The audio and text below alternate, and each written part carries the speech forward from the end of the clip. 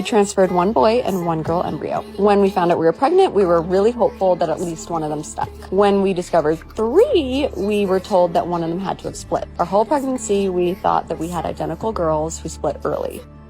Then, when they were born, they looked nothing alike. This sent me spiraling, and I DNA tested them on my own. It confirmed that they were fraternal, not identical twins. First step we did.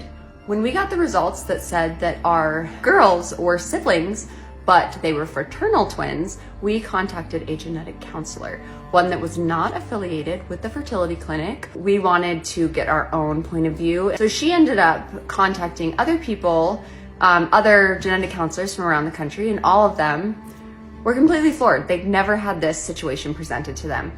So they came up with a couple possible scenarios. All the genetic scenarios, like difference in embryo and stuff, were kind of ruled out immediately because of the health of our children and because we had done genetic testing on our embryos prior. After receiving 2 IVF embryo transfers, Shelby was surprised to see a 3rd show up in a scan. Then was the presence of a 3rd embryo, was that they put 3 embryos in, which we were able to debunk right away because we have our transfer on video, resulting in seeing 2 embryos, plus we could count the number of embryos that we had in storage based on what we have had before. Finally, that we became naturally pregnant during the cycle. We know for a fact that I did have a follicle present during the cycle.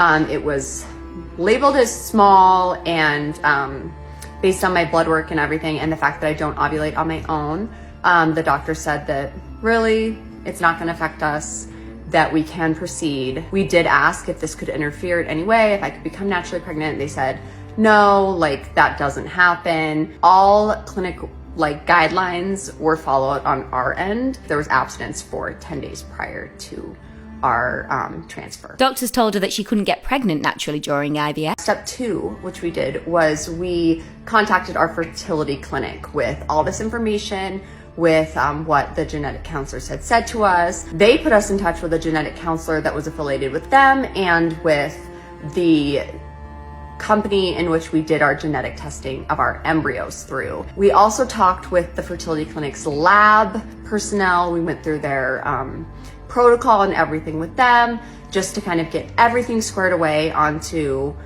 exactly what could and couldn't have happened during our transfer. Then we contacted the company that did the genetic testing on our embryos back in July of 2020. Miraculously, they still had their bits of DNA or whatever, cells that they had taken. They still had those at their lab.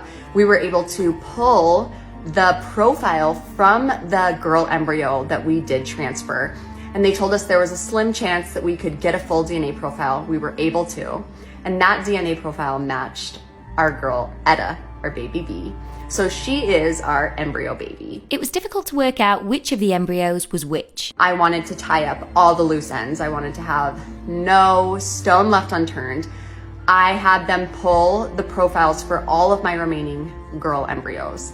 I wanted all of those embryos tested against Margot, our baby C. We were able to miraculously get DNA profiles off of each of those embryos. We were able to compare them against Margot, and none of them matched, meaning that she is our spontaneous and naturally conceived baby. In the end, we now know which of our girls is our embryo and which was spontaneous. We know that they're healthy. We know that it wasn't necessarily anyone's fault. This entire process was extremely anxiety inducing for me. Having a high order multiple pregnancy comes with so many risks. My whole pregnancy, I was terrified of losing my babies, of extreme prematurity, and all these things that are highly likely scenarios for a triplet pregnancy. I was best case scenario with 35 weeks and healthy babies, but I did have heart failure afterwards as a result of my high order multiple pregnancy. And for the rest of my life, I'll be on medication and monitored, and it affects my day-to-day life. I have a lot less energy, and I live with reduced heart function because of that. We are so happy that Shelby's pregnancy was successful and even came with a little bonus baby as well. In the comment section, some people were amazed by the technology behind IVF and DNA testing, saying, "It's super interesting how far DNA testing has come. I'm so glad they were able to identify the embryo girl."